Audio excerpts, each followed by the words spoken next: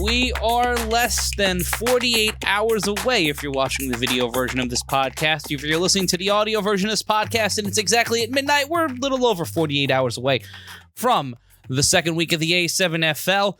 And I am Matt Ryan, and this is the 3-on-1 podcast on A7FL.tv, YouTube, and wherever you get your podcast. And I'm joined, as always, by my quarterback, Cory Hammond, and Big Rob, not here this week, but per our deal with A7FL TV, we need someone who has played for the Paterson U and has called people ass on the internet. So we went up to the roof of the police department here in Gotham City, and we got ass. We put out the ass signal.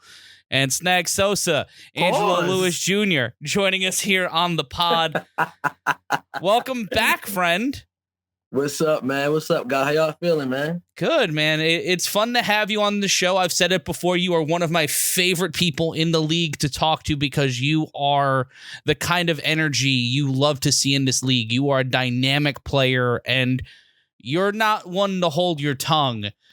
Let's get into it. Paterson U is where you're playing. You guys dominated Baltimore Watchmen in week 1, an impressive performance from the offense and defense of the U. Yeah. First and foremost, why are you and Carlos Crosland still on the Paterson U? And how did it feel getting that win back after losing to the Watchmen twice in 2023? All right, well, to answer that first question, why not?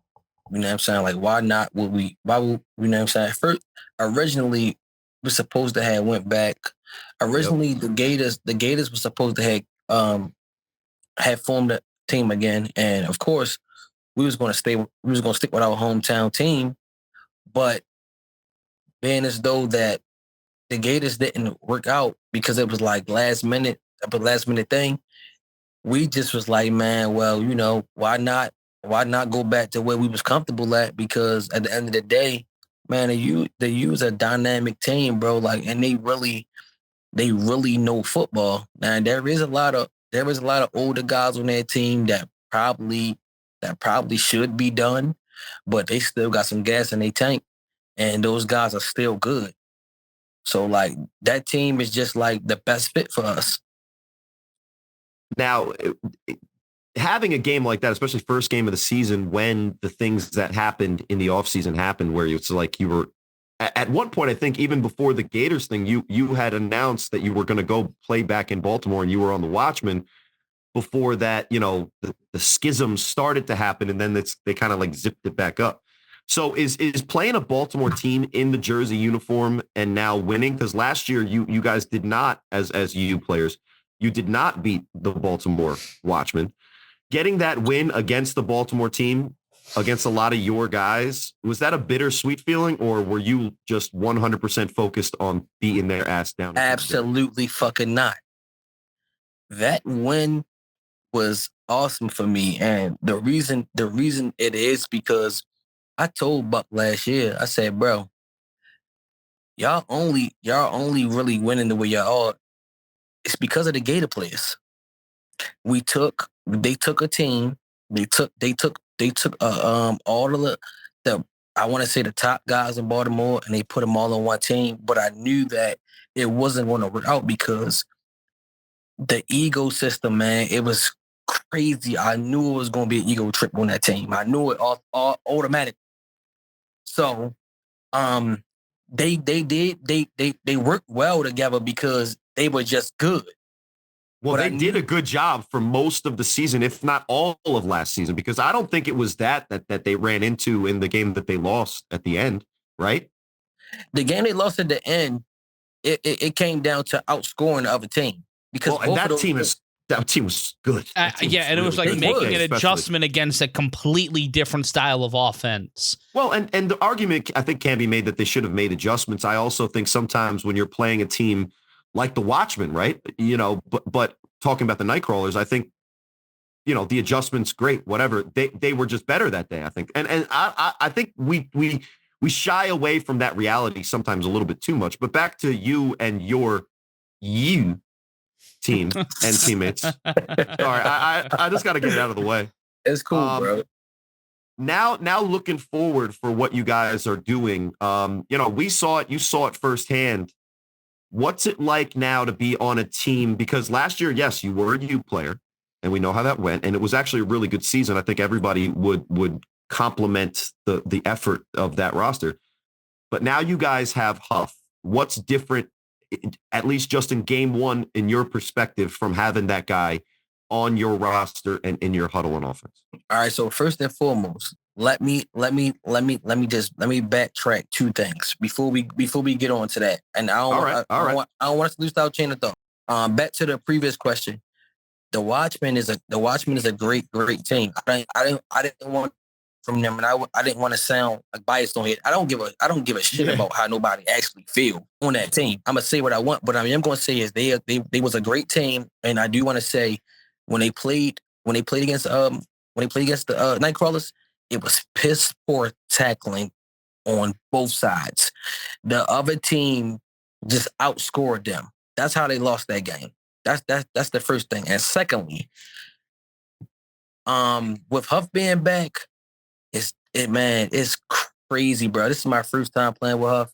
I used to always feel like A7 always broadcasted him, and they always showed him, and he was always the face of the U, and hyped them up, hyped them up. Always, yep. But actually playing with this guy, this guy is truly a different type of football player.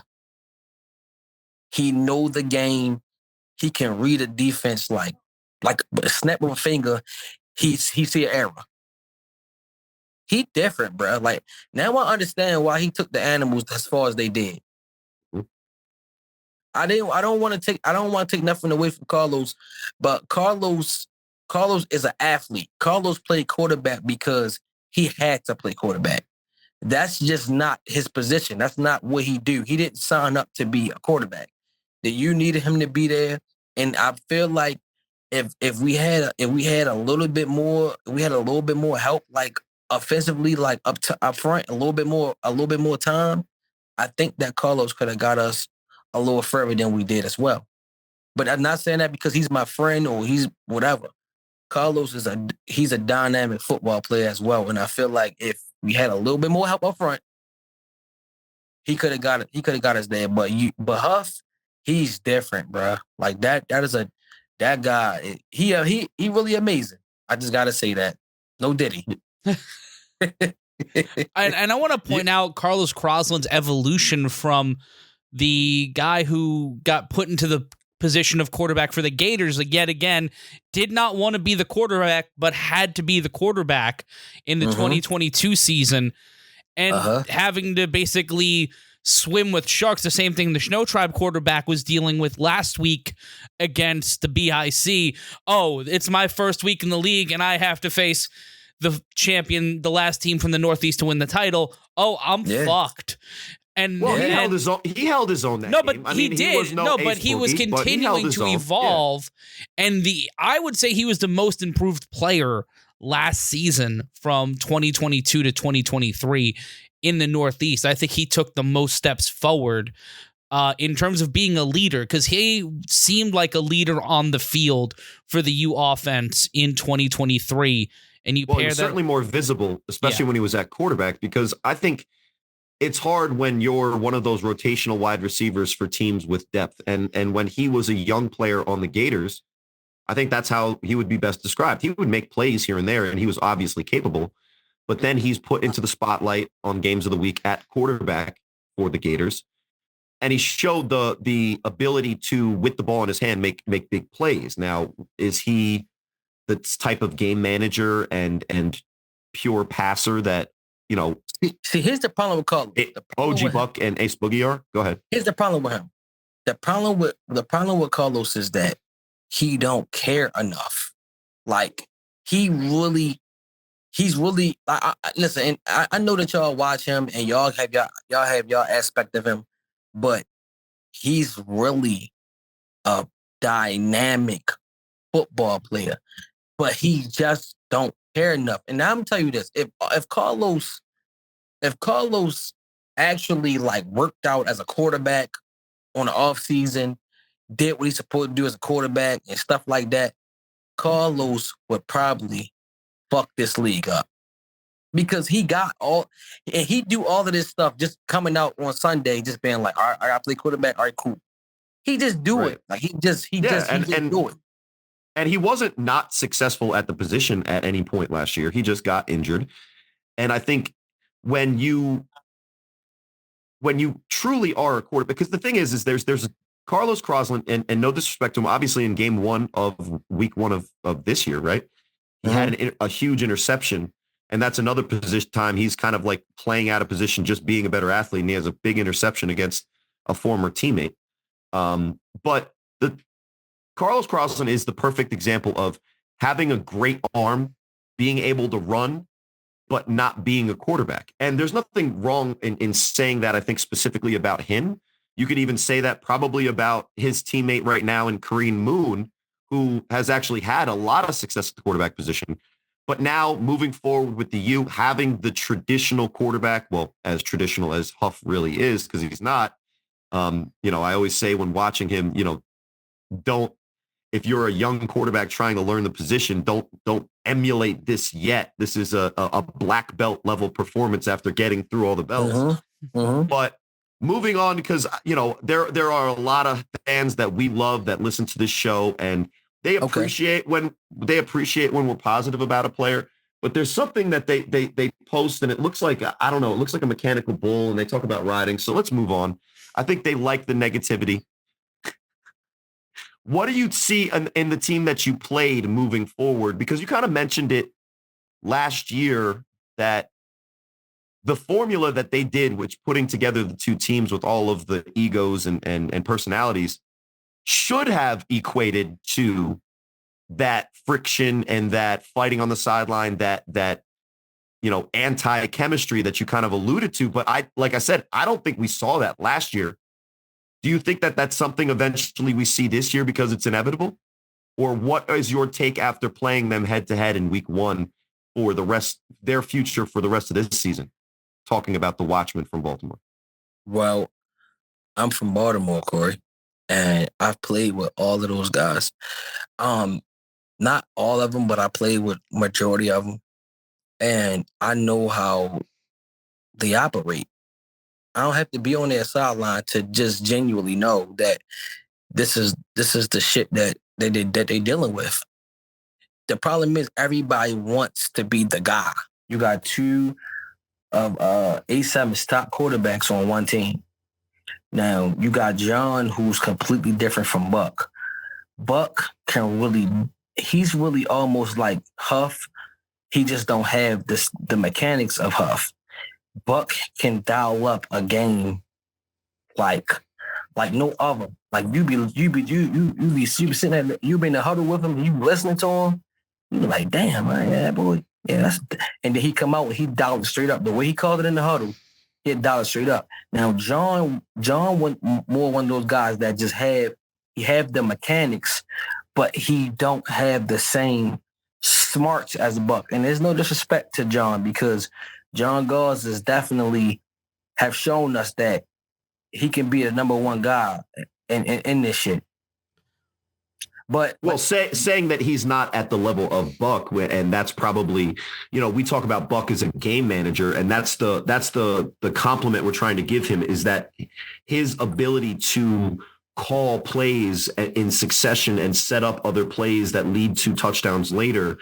That ability is his probably best ability, because like we featured in the games of the week, just not last Sunday, but the Sunday before, that boy run like a 5'9", you said, and then definitely, there's also I heard that on the and I was dying laughing because but also some people, and not necessarily me because he gets the ball there and that's all that matters, but some people will also criticize like his throwing mechanics and say that he could throw a little bit better or whatever. See, here's the thing, Cory. Now let me go back a little bit. Okay. This is not a shot at John, because right. That's what we're saying. Yeah. John is a fucking dynamic quarterback, but there's a big but. The but is that he don't have the smarts like Buck. And I'm not. This is not. I love them both. It's the difference between someone who can enact someone else's play and being an improviser and a playmaker, and it's just two different styles of playing the position of quarterback. Well, I think what the better, and not to say that you guys are wrong, I think the better way to put it is just to put into perspective how good John Gaw is at what he does. John Gaw calls pretty honest offense. He's going to do play actions. He's going to have, relatively, common, lack of a better term, formations and schemes. And he's going to execute those because he has played football long enough in a lot of different aspects and avenues. And he has a clear understanding of football. I think to put it in the right perspective, it's not that John Gauze is not capable of calling a game. It's that Buck is more creative in the ways that he manipulates a defense by play call, by formation, by design than any other quarterback in the league other than maybe Huff. I beg to differ on that. This is what I'm telling you. Now John mechanics, the way he drops back, the way he spirals the ball off his fingertips, the way he see down the field, all of that stuff is better than Buck. But what helps Buck out is that his arm isn't that strong like John. He ain't as fast as John. So 9 times out of 10, he's trying to throw the ball. You get what I'm saying? So once Buck step back in the pocket, Buck is going to step up. He's not trying. He ain't looking for the run. That's what makes Buck win. That's what makes him win more games than John do, because once John step up, he looking for the green. Buck looking for downfield. And that's what I'm saying. Like, and a lot of times you'll find Marlon Anderson in big moments, Tony Totestep, right? Because Buck allows a play to develop. Yep. Now you got John. Hold on, give me just one. I'm gonna say this last thing. Keep rocking. Yeah. You got John who might have a player downfield, but he don't see him because all he's trying to get is 10 yards. Buck looking for the $1 million score. Yeah. So I'm not taking nothing away from John because I love John, and John is definitely that guy. But if I had to go with one out of the other, I'm gonna go with Buck. I have to go with Buck, and not because he's my brother, but it's you're a Gator guy. You're a Gator guy. That wouldn't be the air quotes Gator guy choice. So you mentioned with the Watchmen, because I'm interested to hear what because that's a really nice way to, kind of like focus the microscope into the quarterback position. But talking about the team as a whole, and one of the big reasons I think maybe is the loss of Mo Taylor, who's now with you guys. Where do you think the Watchmen go from here? What's their 2024 look like as a whole? And do you think that infighting is something that is in their future? You said what's about the future? Watchmen, like what's going to happen? What's for the rest of the year? What's going on with that team from Baltimore? All right. If you let any of the Watchmen players tell you, losing Maurice Taylor wasn't big to them. Okay. I know I've been playing with Maurice Taylor for the only season I haven't played with him was the last year's season when I played with both you and he was with the Watchmen. He was with the Watchmen. Yep. I know that Maurice Taylor is passionate about being up front. The guys that they have up there, like you got Nimrod, you got Berger. Those two are brothers. They're blood brothers. Yeah. And those guys are big, but huge. They don't get down. No Diddy. Okay. No, fair. I don't know. Everything's no Diddy now, but yeah, exactly.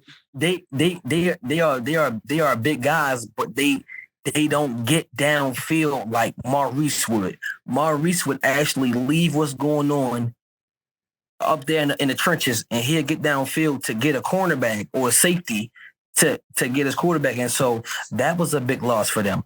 But the biggest loss for them was indeed Nick Mays. That's Matt's take. Yeah. That was huge.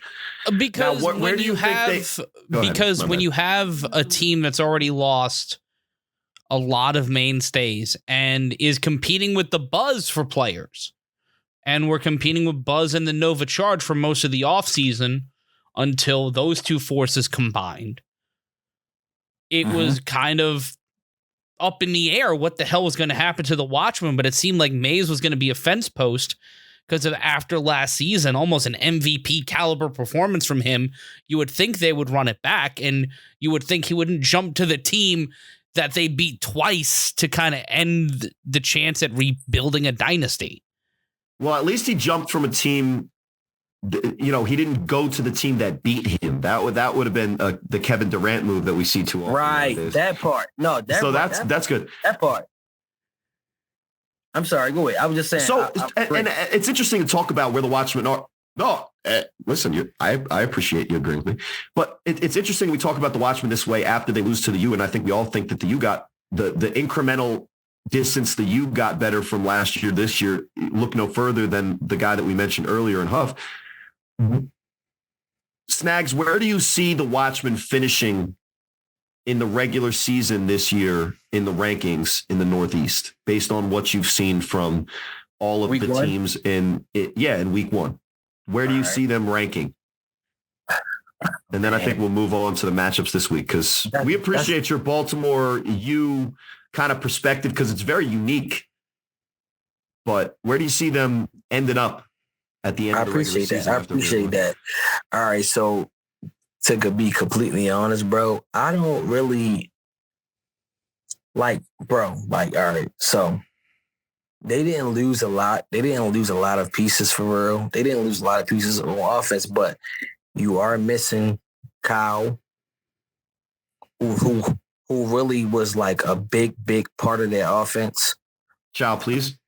Yeah, child, please. Yes. Yep. Kyle his the way you. I know. Nobody knows that Kyle McKirkin is. No, I'm ready to tell you. The way you pronounce his name is Kyle McEachern.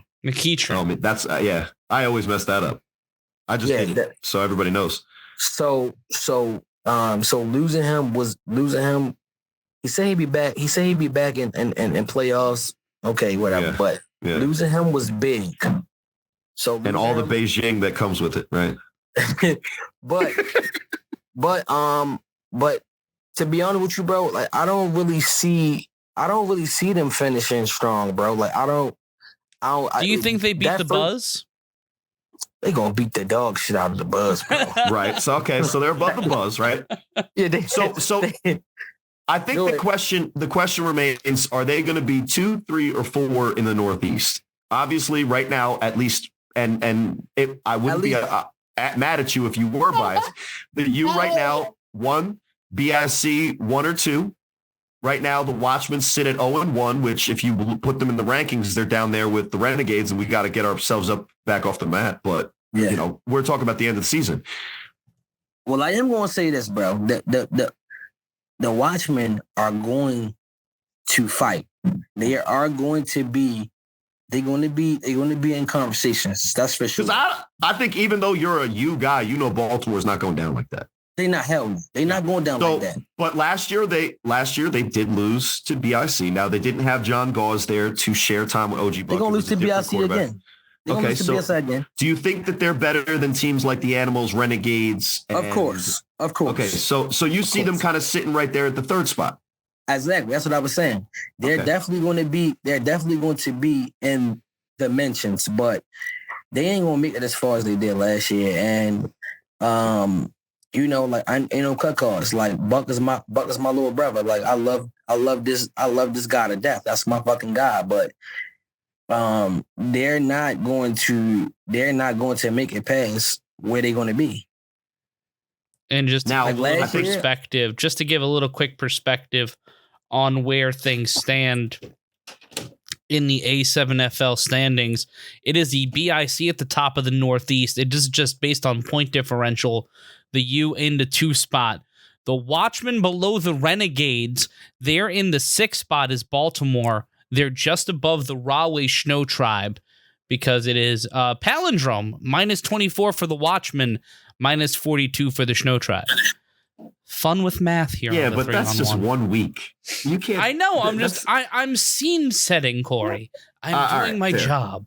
I know, but that's just like you and I both know that. Look, it's a show with you and Snags on it. I'm gonna say like 5 words. Half of them are "Don't be an asshole." Let my man be great. No, hey, no. Listen, bro. You're gonna say more than 5 words because Cory is going to let you talk. Yeah, Snags pre-scolded me. Like he scolded me before it even happened in the pre-show. No, so all right. So I think we talked about the Snags Watchmen story. Yeah. Enough. Let's get into this. We brought on this guy because he is an analyst, and we are about to analyze. No, Scott McCorkle, not the other way. But we are about to break this week 2 down into a fine powder. And look, I'm McNulty over here, so there will be no ingesting of any type of breakdown. Stop it. But what we are going to do is break down this week 2. You guys call me a narc. I had to turn into something cooler than just. Stop it, bro. McNulty was my guy, by the way. Oh yeah. Everyone's guy. Go ahead, Ryan. Season 2 is underrated as fuck, by the way. I will argue for season 2 until I am dead. Until I'm like Frank Sabatka, fucking bare balls in the middle of the harbor. But it is so until isn't Frank Sabatka's kid what's his name? John Columbia from If right? John Columbia walks onto the field with a fucking duck, I am retiring from the A7FL. No, listen. If you could do this for the listeners at home, the actor that plays Frank Sabatnik's son, right, that gets them into all the trouble. Whatever. Ziggy. I'm not going to get a Polish name right. Just call him Ziggy. That guy, the union guy, right? Put a picture of him up and tell me that does not look like John Columbia. Anyway. Week 2. What we got in games of the week? I'm inclined. Let my man go ahead and do his spill. Go ahead, Matt. Well, while we have this time, go to tinyurl.com/A7FL merch. That's tinyurl.com/A7FL merch. Are you mad at us? Are you a woman who we accidentally gave her number out on the podcast for? We're so sorry. I looked at the number wrong. Don't be mad at me. I'm very handsome and we'll buy you a sandwich. But if you're that person or anybody else who might be pissed off at me, Rob, or let's just be honest, Cory, you can call the A7FL complaint line. That's 516-387-2735. That's 516-387-A7FL. But let's take a look at week 2. And this look at week 2 is brought to you by Carmichael's Southern Cuisine, the official food of the 3-on-1 podcast. We eat it every Sunday. That sweet heat sauce will knock your dick in the dirt. So go when you're at Asbury Park Stadium and get yourself some Carmichael's Southern Cuisine. More information on our Instagram. That is 3-on-1 A7FL. But it is week 2, gentlemen, and I am excited for more football. It is April. It's WrestleMania Day, which means I want this shit done. All these games done. If I have to watch somebody finish this fakakta story and I have to sit through 5 hours of Dwayne Johnson nonsense, I want this football wrapped up quick so I can go to my botanist and then just enjoy whatever the fuck's going to be on the Peacock. But we open things up out in Cincinnati. It's the Olentanky Volcanoes taking on the Indianapolis Octane. Both teams took the L in week 1, gentlemen. When we look at the Midwest, the Volcanoes have yet to play. It's their first game of the season. This is the team that brought us Jordan Davidson, who continues his name. He's like what's it, like Candyman. Say his name 3 times, he shows up in your division. But the Octane kind of held a little strong, fought hard. Not a lot on both of these teams just yet. I think the Octane will get their first win. The Volcanoes were kind of the piñata of the division last year, and I think Indianapolis wants to prove something here in week 2 and set things right. Well, and I will say this about the Volcanoes. They did get a win last year as an expansion team. And you know, if Rob was here, he would talk about how great the talent out in the Ohio division is, with specifics as Rob can only do about the Ohio division. But I am interested to see the results of this game, because just like we saw on Easter Sunday's game in a Ghost Orange matchup that kind of lived up to the only game of the weekend billing, and shout outs to those guys. Shout outs to the Ghost getting a big win on national television, a stage that they rightfully deserve. And we were happy to give them with, no questions asked at any point, obviously. Right, Woody Ness. But those types of matchups, Octane, Volcanoes, it seems like it's like a billing that nobody would be interested in. But a lot of times you get a really competitive game from a situation like those two teams are in. Volcanoes, great logo. Not much else going for them in the huge positive, at least preseason. Well, we'll see with their first game. You right? know how we're going to decide this game, gentlemen? It's a game that my best friend Stephanie Sotilli came up with on our old sports podcast. Gotta say it. It's called Science versus Probability. Okay. So where it's going to be the Olentangy Volcanoes, whose mascot is a pterodactyl, or the Octane, which is a car. So it's a dinosaur versus a car. Who would win? It's a pterosaur. It's a pterosaur. It's actually a different. It's a different species. All right, Ross Geller. Fucking enough with your dinosaur nonsense. It's a dinosaur versus a car. Who wins? Dinosaur versus car. Corey Hammond. Well, a Quetzalcoatlus, which is a common pterosaur, which maybe we can assess this one. It doesn't have the same frill that the pterodactyl in the logo does, but let's just go with Quetzalcoatlus because it's a great and awesome name. Enormous animal, right? An enormous being. Pterosaurs were that cousin to the dinosaur, but not exactly a dinosaur. Different respiratory system. But the bones of a pterosaur are actually quite weak. That's why they're able to get airborne. So you'd think huge flying dinosaur takes on the car, but no. A solid enough vehicle, and if we're talking about an Indianapolis car built in, like, let's say the 60s, just in the Ford plant in Michigan, like something made of metal, that might take on the lighter, air-filled bones of a pterosaur. But the thing is that you forget about the logo. It also has the hot molten magma of the volcano as well. And I think that's what will overtake the vehicle in this one. I'll take the Olentangy Volcanoes based on deep cuts of science on the 3-on-1 podcast. I know I got a request for Disney, but we're going archaeology, which is, I'm sure, going to be the most loved segment of today's podcast. Snags, dinosaur or car? Dinosaur. So we agree. Straight and to the point. Love it. And we go out to Vegas, a team that is not happy heading into week 2. Got the win over the Vegas Force, but not in a victory that they are accustomed to. And as they walk onto the field against the Vegas Hunters this Sunday, starting things off on A7FL.TV in Nevada, Corey Hammond, the Insomniacs are probably gonna beat the tar out of the Hunters. That's not the question for me. The question is this the game that the Insomniacs say, oh, we beat the Force? Zach Luciano, you play quarterback. Scooter's going to take this one off. Everybody, and then we get like the B team of the Insomniac. Because if we see that, that's a dangerous sign, because I don't think they won convincing enough week 1 against the Force. And I can't wait to talk about the Force, because I kept looking at that film and I kept wanting to see more. But with the Insomniac specifically, they're obviously not in any danger of losing the game.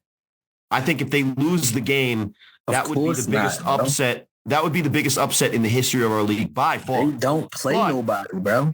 They don't play anybody. They play just like us. We play the same people, but in our division, the games that we have are tougher, bro. They don't play absolutely nobody but the Nightcrawlers. That's the only team. That's the only game that they have that's really serious. The rest of those teams are absolute ass. There you go. And I think that's the story of this game at times. If you want to mention anything about the Hunters, if they are able to keep this game close for any amount of time, even if it is the Insomniacs' other guys, good for them. But whatever.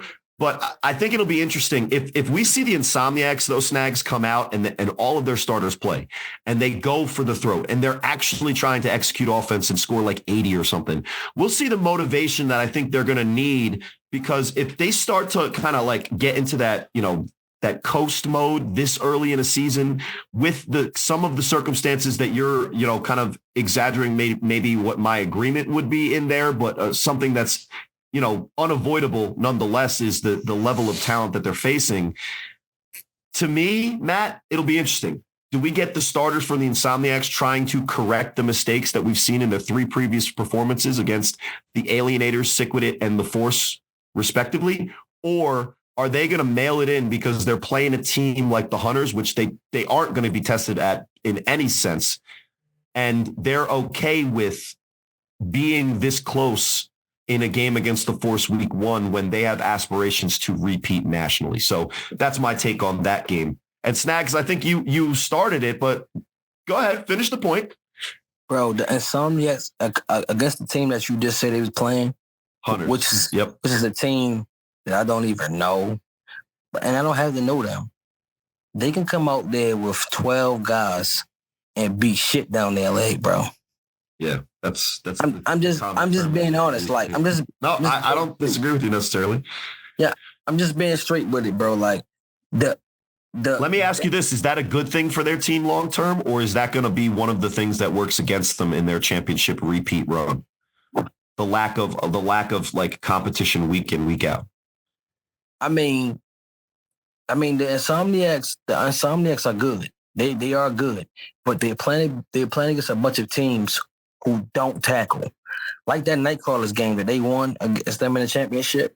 Yep. That game was a high-scoring game because nobody wanted to put their body on the line to save a first down, to save a touchdown. Nothing. That was a game who was going to outscore who.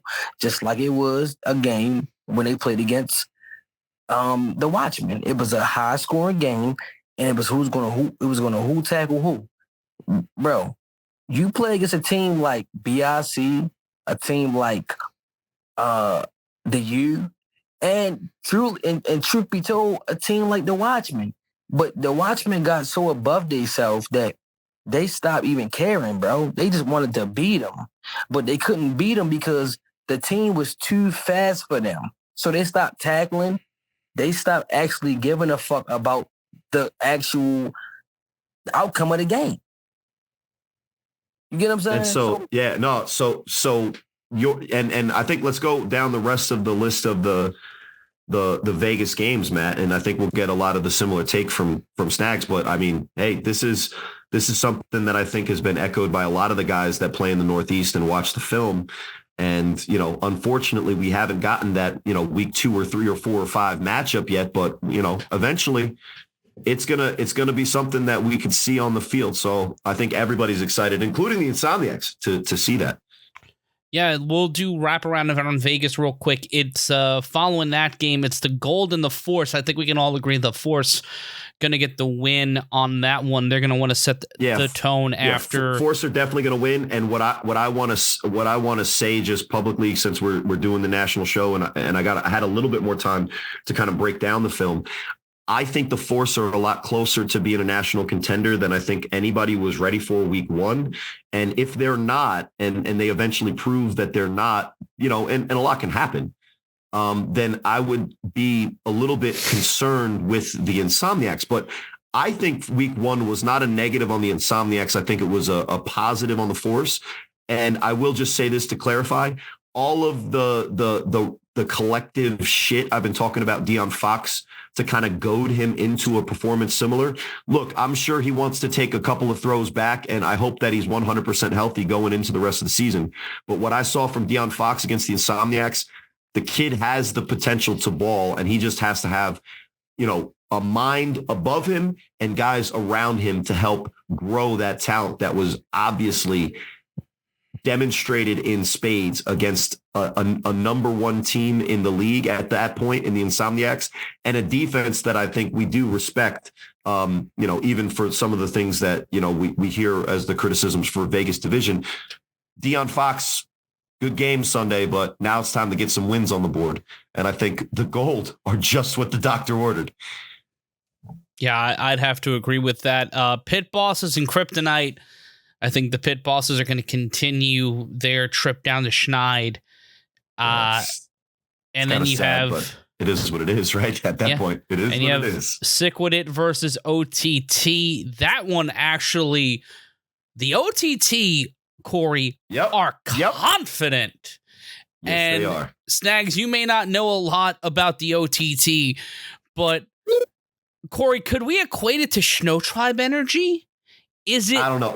I don't want to do that to him because that's different. The Snow Tribe energy kind of directly relates to the hype that should be there because an NFL player is involved, right? So, right? Am I wrong with that? I like Snow Tribe. I do. I fuck with them. Yeah, and they have good players. We saw what happened. Whatever. I don't know. We're going to talk about them until their game comes up. But for me, OTT is ready. They feel confident, and let's just put into perspective nationally. Matt, who did the OTT play extremely well week 1 against? They played in week 1. They actually won week 1. And they balled out. But who'd they play? They played... As I try to find their logo here, they beat the Vegas Gold 42-0. Oh, it's I knew it was the Gold, but I'm sorry I put you on the spot, man. What year was this? That was last week. Last week. Last week? Yeah. It was just last week. OTT played the Gold. And you know what they said? Yes, sir. All week. They said, why is OTT not ranked in the top 10? So that goes to show you that Snags, do they have their eyes on the right prize, or are they the kind of the attention-seeking team that gets the one win off of a team in the Gold that, let's be clear, was winless last year? Absolutely not. You ain't got to keep on talking. Absolutely not. No, they don't. Nope. And guess what? They could have waited exactly 3 weeks or two weeks and a day, and they could have started the same conversation if they took care of business, because guess who's on their schedule this week? The number 2 team in the division. So if you want to be on the top 10, why don't you beat the teams that are actually on the top 10 first before you start saying, hey, put us up there. It's not even that, we demolished the Gold. Go ahead. It's not even that, Cory. It's more so this, bro. A7FL. And I had this talk with Matt Ryan myself, and we chopped it up, and he helped me understand a little bit better. But this is the problem, bro. A7 always showcase the same people. So when a team like that win a game, they want their flowers.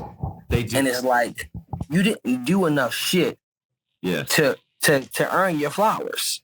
So basically, that's the reason why I say their mind is not in the right place, because they won one fucking game and they want to be through in the top 10. Yeah. Absolutely not, sir. We blew out the Gold. It was a blowout. It was, bro. It was a blowout. And we can't say that it wasn't a blowout. They do have a playmaker in Savion Cunningham that everybody 42-0. They scored the same amount of points as the BIC and the U. They beat the dog shit out of them. Yeah. Oh, absolutely. Now, but we're talking about the Vegas Gold. We're talking about the Vegas Gold. All right, but hold up, Cory. Now I can't say that they probably do deserve a tiny bit of recognition, because this is not something that's new to them. It's something new to them. So if this is new to them, they should probably get a little glimpse of, you know what I'm saying, of the spotlight. They should get a little glimpse. I would say if we were looking at the teams outside looking in, like 11 through 15, I would certainly say the OTT are in that 12-13 range. And rightfully so after 1 week, just like we said. But I'll put this into perspective for them, right? Did we start hearing, even though they made the top 10, so they didn't have a gripe, did we start hearing the chirping from the Animals guys about how great they are and how they should be considered higher ranked than they are, or they're better than the Vegas teams? No, they beat the Renegades, and I'm on the Renegades. I think the Renegades are good, but they beat the Renegades. By the way, Cory. And now, hold on. I'll let you rip me later. We'll talk about it. Or whatever. Yeah. But listen, the Animals beat the Renegades, and now, week 2, they play the U. If they beat the U, they can say whatever they want. right? If OTT beats Sick With It, they can say whatever they want. And I'll be on this podcast, recording on the Tuesday night, likely after that Sunday, talking about how Over the Top is now getting to that top. They're climbing the ladder to get there. But they're not there yet because they beat a gold team that I think almost every team in Vegas is going to beat. And no disrespect to Jeremiah Reeves and all the other guys. And I'm not going to say the M word that wants to be recognized for his 3-yard catches and his average of, I think, about 12 yards receiving a game. Get to 60, we'll talk. But OTT for me, this is your chance to get what you want. And be careful what you wish for. Because being in games where you're kind of like, there's no expectation, you can have fun and you can put up big numbers against a team like the Pit Bosses or the Gold or even probably the Hunters. Sick With It, the last time they played OTT, scored 92 points, Snags. And that's who they faced this week. So you know what they wanted? They wanted to be in the top 10 before they faced Sick With It and had to deal with those repercussions and all of those posts on Facebook. So credit to them. They're doing what they need to do. But that's how I see that game going is it's going to be a proving ground for OTT and just another day that ends in Y for Sick With It, who ends up with You said how many points? Last year, the score of Sick With It, OTT, which is now the rematch of that last season, is week 2 of this season, 92-36. 92, bro. Cheese and crackers. Now, that goes into a question that I have. Fucking same. Yes, Hold up. yes. That leads me to a question I have for both of you gentlemen, but Snags, please finish your point. Hold on. All right. I'm sorry, Matt. Did you just 3-on-1 returns, by the way? Yeah, 3-on-1 returns because it's untimed. Yeah. Hold up, Cory. Did you say 92 fucking points? Yes. Yeah. Yeah. And bro, 92 points.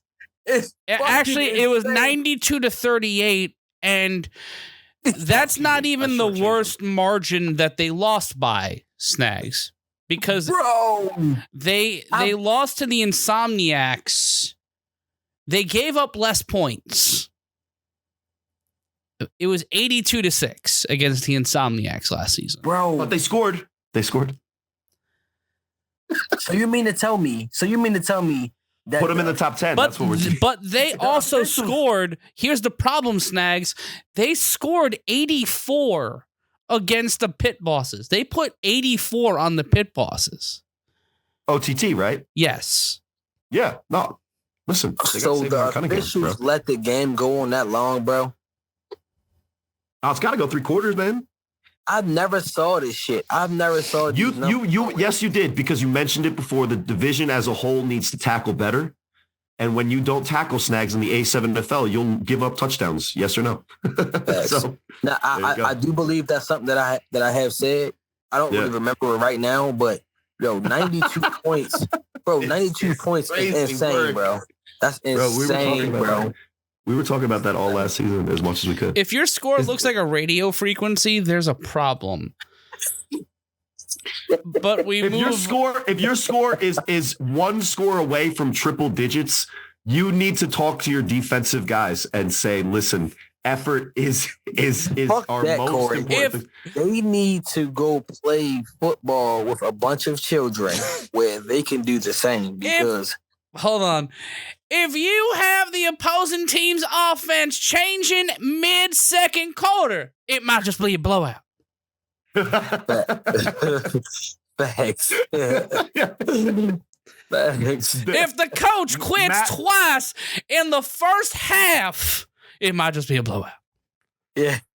Matt Foxworthy is my favorite character so far. Keep going though. Just intermittently throw that in there. But what's the last Vegas matchup? That was the last Vegas matchup. Oh no, wait, we do have one more. Hold on. It is it's only 7:00 game is Sick With It in the OTT. And we have one Florida game on the docket. It's the Orange and the Nightcrawlers. Orange put up one fuck of a fight against the Ghosts, who have an ex-WWE developmental guy at running back who looks like a fucking problem. Wait. Go ahead. Did you say ex-WWE? He was in the training program. Yeah. So the guy, hold up. So the guy with the fade that y'all that A7FL, this motherfucker was in the WWE. Well, he was training in their performance center. I don't think he ever got on TV, but yeah. All right, okay, whether he got enough TV or not.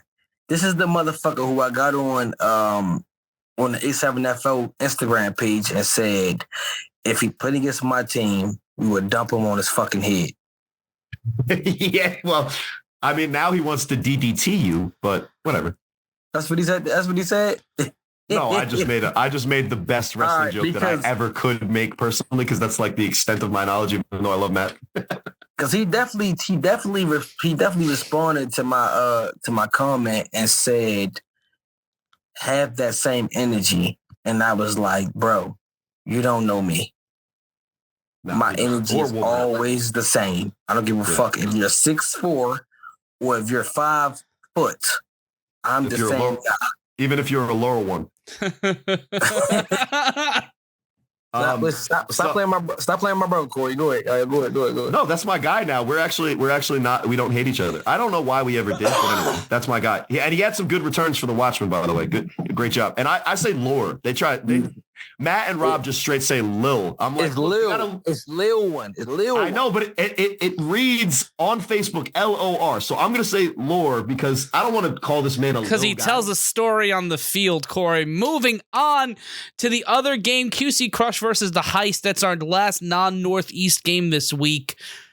Heist going to do Heist things. I think they're going to stay undefeated. I'm rooting for the Heist to continue to get better and better each week, because the better the Heist are, the better game we'll get Chaos Heist. And then we can actually see where the Ohio division, like the top end of it is. And the better the Heist do, the better it'll be. But my bad that I'm rooting kind of literally against you, Dale Hathaway, quarterback of the Crush. But that's my take on that one. What do you think about the Ohio division, Snags? Okay, so give me the teams of the Ohio division. Well, you got the Chaos, the real Sin City, as everyone knows it. You got the Covington Heist. You have the QC Crush, the Olentangy Volcanoes, as discussed earlier, where we really broke it down, and all their players very well. And the Indianapolis Octane, and I believe the Explorers, Matt? Yes, the Columbus Explorers. I'm not going to lie to you, bro. I don't know shit about that's one of those teams that you just mentioned. Listen, that's the honesty that you get from Angelo Lewis, a.k.a. Snages Sosa, here in person on the 3-on-1 podcast. And look, great. Let's move on. Northeast. Well, let's get started with the game. Honestly, that's an even better Rob Ohio take than even Rob himself could have given. He said, I don't know a fucking thing about nothing. I don't know shit about. I'm gonna be honest with y'all. The only people I know about outside of the region we play in is the Nightcrawlers and the Insomniacs. Now, I have seen a little bit of the East Orange, whatever the fuck their names is, but I've only really paid attention to those two teams because they was the only two teams that actually made noise in this shit. So yeah, they got to the position where you could visibly see what they were up to. Got you. Anyway. Oh, wait. All right. It's going to be the Paterson U and the Silk City Animals. The Battle of Paterson last year. The U walked out with the win, but this time the Animals still walking in undefeated, but this time not with Quattrell Huffin. Snag, safe to assume you're going to be picking the U to come out of this with the win. But after week one, you have to be impressed with what the Animals threw out there week one. A whole bunch of new recruits coming out of Philly. A guy named Cheese Whiz, which is... Cheddar. Which is the most Philadelphia thing I think you can name someone in this league. That's a fucking N1 mixtape league nickname. Fucking Cheese Whiz on the 3-on-1 return. I'm going to have to say that on Sunday. But honestly, wit or without would have been better than nobody calls it Cheese Whiz. They just call it Whiz out there, right? Anyway, I'm getting too granular here. But what do you think of the Animal Snags after week 1 as the team you're facing this Sunday? Well, I feel like the Animals. I feel like the Animals are they are a competing team. They're not gonna come out there and lay down. They're not gonna make it easy for nobody. But of course, like you said, bro, I'm gonna go with the U because I just know what the U is capable of. Like, and I do know that everybody on the U team, offensively and defensively, they are top dogs at their position. So if the Renegades, if the Animals going to beat us, they're going to have snipers on top of Asbury Park. Oh my God. To shoot. Shoot basketballs. They're talking about at the courts on the side. Okay, Yes. right, yeah, okay, all right, yeah. The Watchmen after week 1, and safe to say a lot of smack talk on Facebook Live, on Facebook boards, and I'm going to assume various group chats and Madden games on the PlayStation Network. Snags, when it comes to these inter-Baltimore games, when it was the Rare Breed versus the Gators, or even before that, Vikings and all these other teams, what's the level of energy for these games, especially now when it's even rarer when two Baltimore teams would face one another? All right, so now the way that this league is set up, it's not a lot of Baltimore on Baltimore anymore. Yeah. So when those games get set up, it's hype. It's live. And I don't know who the buzz picked up, and I don't know what the buzz picked up, but I do know that regardless of anything, the buzz is gonna come out and they're gonna fight like fucking hell. They're not gonna let the Watchmen just come out there and just do whatever they want to them. They're not going for that. I know this game won't be exciting. It's probably going to be more exciting than the Buzz and the BIC. I mean the U and the BIC game. Probably. Oh, really? I swear, because the Buzz, man, like they've been having losing seasons for the past I don't know how long, and I don't know what Keith Selman have got cooked up in his lab, but I feel like this is going to be like one of the games of the week. Seriously. Well, they haven't played yet. The Buzz, they haven't played yet, so we'll see who they got. I think that is part of the mystery, and that'll be exciting to find out. And they play Sunday, right? Yep. This is the game this Sunday. Let's say Sir Lenneth Hedrick III, aka Lenny Manziel, is their quarterback. Where do you see the Buzz lining up in the division this year? Do you think that that's a team that can compete for a playoff spot, or are they kind of closer to the bottom? The problem with Lenny is that Lenny let everybody get into his head. When you got strong quarterbacks like Huff, Buck, John, maybe even Scooter, for real. Like I know maybe even Scooter. I know that he don't let his teammates get into his head when he make a mistake. The problem is with Lenny is that they don't give Lenny no room for error. If they let Lenny just get into his rhythm, I could promise y'all that Lenny would definitely be one of the top quarterbacks in this league. But once Lenny do one thing that's wrong, it's over for him. Over. They cuss him out, they talk their shit to him, and now Lenny is somewhere curled up in fetal because he can't take the criticism. Because he, in his mind, he want to be great, and in his mind, he think that he great. Which Lenny he really is good. No teams just don't give him that platform to show that I really can compete. So with that being said, I don't think that Lenny is going to take the Buzz nowhere because if he do one fuck up, they going to eat him alive. So do you think that they could compete for a playoff spot this year, or do you think that he's kind of stacked up against it with kind of a lot of the top guys, not all, but a lot of the top guys in Baltimore are choosing the Watchmen or the U specifically. Where do you think the Buzz kind of line up this year? If they let Lenny be great, they definitely will compete for a playoff spot.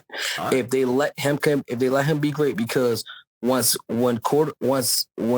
John Goss threw an interception, once Buck throw an interception, and these are the guys that he has shared quarterback time with. Yep. When they throw an interception, they don't be so hard on them.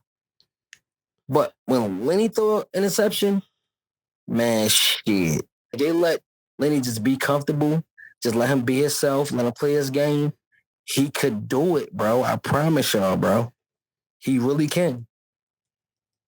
And before we get off topic real quick, because I know the time going. Cory played a good game last week, regardless of the errors. I feel like you played a good game. Like, I felt like you had your completions. And bro, they fucked you clear as day twice. 2 tutties called back. Well, I will say that for all those listening, if you're in this league and you allow the calls that are made on the field to decide the game and you use that as the reason maybe why you lost, that's what's called an excuse. And if you're not taking accountability for the mistakes that you make, then you're not going to be able to find success at anything, especially in this league. So, Snags, I appreciate the sentiment and I appreciate the compliment. A lot of why any of us do this is kind of for that, that unwritten law of respect amongst competitors. So to hear a guy that I respect watch my game and say that I still got it, especially because, man, it felt like at times I was like, what's wrong with me, man? I can't do it. But looking at the film, I think between the 20s, the Renegades offense, as far as moving the ball, able to do it against the Animals. The red zone became an issue. We'll see how we can make those adjustments against a tough team in BIC. I think the defense, first and second down, you get the same kind of defense you expect from the Renegades. On those third and fourth downs, we gotta make those plays where we kind of just missed. And I do want to once again shout out to Cheddar Kemp, Cheese Whiz Kemp, whoever number 14 is for the Animals. He had my number. And he was fucking y'all up, bro. I ain't lying. Yeah, he was balling. And you know what? If the Renegades, myself included, want to be considered a contender in this league, we got to beat teams like the Animals. But when you play in the Northeast, no time to lose. Next team up is going to be a team in BIC that gave Snow Tribe a lot to talk about and consider, as you'll see some of the roster moves. But I'll let you guys talk about that game. I'm excited for the potential matchup against guys that I respect in BRC, guys that I used to play with, some of them, guys that I consistently go against and always have fun. The success level rate will depend on the year that you ask about, but the Renegades are ready to go, and I'd love to hear what you guys think about what's going to happen Sunday. Or I'll just put it on mute and just avoid the... I feel like walking into this Sunday, Snags, for the BIC, next week they play the U. So they know that they have to play smart football, because anything they do this week in terms of exposing a weakness, you guys are going to see, because they're playing the game right after y'all, and you guys like to lounge around after the game. Of course. And take a look at what's going on and, chop it up. So more than likely, if you guys are watching that game, or you guys are listening to it in the car on the way back on A7FL.tv or the Creator Sports Network, or wherever you watch your A7FL programming, they know they have to play really tight conservative football, and they're going to be going up against a DeAndre Haynes coming at them off the defensive line that really gave them trouble last year. That defensive line gave the BIC some trouble last season. They played them incredibly tough, and they do that every single year. I think the Renegades have a history of playing up to their competition, and if a lot of people were talking about, including Rob last week, saying that game for the BIC was practice, this can't be practice in week 2. This can't be a walkthrough, because when you're playing against the U next week, you can't look past them you can't look past the Renegades to play them, because they're a tough out. And any mistake or any opening or anytime you let DeAndre Haynes get off the edge and hurt Sterry, or Ashante gets hurt, that's going to be a big fucking problem going up against a team in the Paterson U that is like 90 guys deep at every position in this league. Facts. All right. All right, so I'm just going to go ahead and be straight honest with you. BIC is going to beat the shit out of the Renegades. I'm just go ahead and call a spade a spade. They're going to beat the shit out of them. Now, I'm not saying, of course, I give every team this credit. No team is going to lay down and let a team just beat them.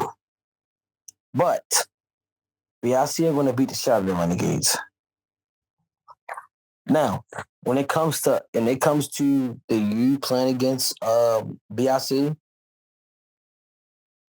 I just feel like this, man. The better team is going to win that game today, and that game is going to just come down to errors. It's going to come down to who make the most mistakes, because both of those teams, the U and BIC, both got lethal weapons on both sides of the ball. Defensively, offensively, both of those teams are they are good teams. But just like last year, they not getting nothing, because my truth is BIC is they just got speed. If you can match that speed, they fucked. They soft as shit, to be honest with you. All of the guys that they got on their offense, you got 2 guys on their offense and they are 2 big names in this league, Courage Mosey, Ashanti Worthy. If you can put a stop on those 2, and I'm not taking nothing away from it. I'm not taking nothing away from Starry too, because he can use his legs and he can fuck a team up quick. But if you really put a hold on those 2 guys, game over. Game over. Good luck. I mean, listen, even a team like the U, which your defense is good, we've seen it. Good luck.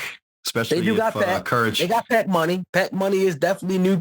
He's definitely new to their roster. And the boy run like the fucking wind. Yeah. If he get loose, cancel Christmas. Well, you guys kind of got that a guy like that from BIC in Jason Cizon. You saw him up close and personal. You've seen him in the meetings and practice. But to be honest with you, the U don't have a shitload of speed. BIC has a shitload of speed over there. Yeah, I mean, Umar Butter Lewis, Pack Money, Ashanti Worthy, obviously, Sterry himself. It's a lot. Kason Campbell. Yeah, if King show up, is he still on their roster? I don't know. When he shows up, he'll show up. But I'm just saying, though, like they genuinely just have a whole bunch of speed. And what I was telling people, that in this league, you have to have speed to win this shit, because what happens is you got a lot of people else on the defense versus the offense, where the defensive guys, they really know how to play football. They know their position and they know their skill. But a lot of the time in this league, speed will kill that shit. If you can't keep up with the person that you're guarding, how you gonna win the game? That's facts. This league is built up the speed now. If you are not the only way that you keep up with the speed is if before the speed gets loose, you crush it. That's really the one alternative you have if you can't keep up. Bullshit, Corey. That's BS, bro. If you if the U doesn't have the speed that BIC does, then what does the U do to slow down or keep up? Well, so what the U have is they really have knowledge in this game and they really know how to play this game. So what a lot of teams in this league is they go off of just being good at their position. And what the U have, you know how to play speed. They know that I can't come up and bump Ashanti Worthy. If I come up and try to bump Ashanti Worthy, he's going to smack your hands down. As soon as you smack your hands down, you're going to be still trying to catch your footing. He's going to be 19 yards down the field, easy touchdown. They know that we got to give him 60 yards. Like we know that we have to give him cushion. We can't play him up close. When we lack at speed, we lack at knowledge. We gain the knowledge. We know that we can't play them up close. A lot of these teams, they want Ashanti Worthy so bad. They want KK so bad. They want guys that A7FL showcase. They want them so bad that they're going to sabotage their self and sabotage their team to try to shut this person down. And you can't shut him down by doing that. So we got this, bro. And I probably gave too much on this damn podcast, but it's the truth. That's what I got to say about that. BIC is not going to be listening. They're not going to hear. That's all right. It's just us. It's just the three of us. Until the showcase is on Friday. Well, that's true. Yeah, that's also true. And then I think that's the last matchup in the Northeast, right? Because of the Snow Tribe have a bye, right? Yeah. So that's all we have for week 2 in the A7FL. Snags, thank you so much for joining us, sir. We're excited to see you on the field this Sunday. Anything else you want to say before we drop off here tonight?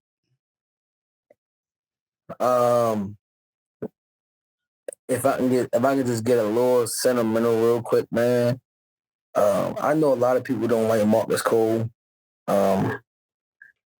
And I really just always like to give tip my hat to him because I'm going to be honest with you, bro.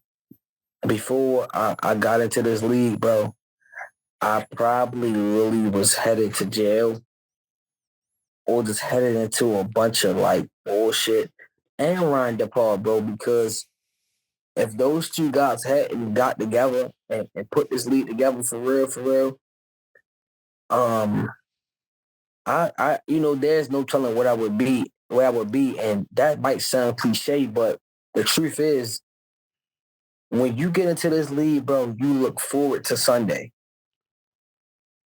If that makes sense to y'all. I was really in a world where I didn't really give a fuck about anything. And once I got into this league, bro, I look forward to Sunday. And if the people that don't know, I joined this league in 2014, bro. And not the spring, but the fall. I joined fall of 2014. So this league means everything to me, bro. Like, and that's all I really want to just say. Like, I appreciate Marcus Cole and I appreciate Ryan DePaul. I don't even know if they are even the actual guys that started this, but they started it to me. So I just want to guys, in my opinion. Yeah, I tip my hat to them, and I want to tell them both that I love them, and I'm forever grateful for them, bro. That's it. Yeah, man. I think that's a really great way to kind of sign off with Snags. Thanks for coming on, man. And then in year 10, we talk a lot about the expansion. We talk about the way that the games kind of go week in, week out. We talk shit about the other divisions as much as we can. But I think what we don't talk enough about is kind of what the league means to the guys like you, Snags. You said 2014 in the fall, so that's 2015 in the spring. in the 10 seasons that have existed as the A7FL. Angelo Lewis Jr., also known as Snages Sosa, you've been one of the heart and soul players coming out of the Baltimore division. And, you know, I don't think greater words can be said to the founder of the league in itself, Ryan DePaul, and the guy who brought Baltimore into the fold in Marcus Cole. And again, I don't think that there's a better message to sign off with, you know, hitting the road on this show. And Snags, for real, as a guy that's also been in the league for a really long time, I 100% agree with you in a lot of ways. And when you have something like that, something like this, it's bigger than football. And that's why I think the A7FL has the staying power and has been what you've said it is for you to so many others, whether they're watching around the world, fans of Big Mo Ramadan for obvious reasons, or even guys that I've heard from in Germany that have reached out to guys from BIC because they just like the team and the colors and Courage Mosey specifically. You know, the A7FL means a lot, and year 10, no better way to kind of explain that than what we got from Snags. Hey, before we leave though, Courage Mosey is the fucking GOAT, by the way. He's my favorite player in the A7FL of all. And that's coming from a running back, so there you go. Man, great to have Angelo Lewis. There is nobody like Snags. So if we're not going to get Rob, thank you, bro. I'm glad it was you this week. And you know how Maryland in general is just a huge fan of me. So whenever I can have Maryland love on, no. I wish they could see Snags' face right now. But, Matt, save me for myself, Matt. Save me for myself. Oh, I do that every week. But for Angelo Lewis Jr., a.k.a. Snages Sosa, for Corey Hammond, I'm Matt Ryan. We'll see you on the field this Sunday. And as always, don't be an asshole. Well, I'll try. Man, love y'all boys, man.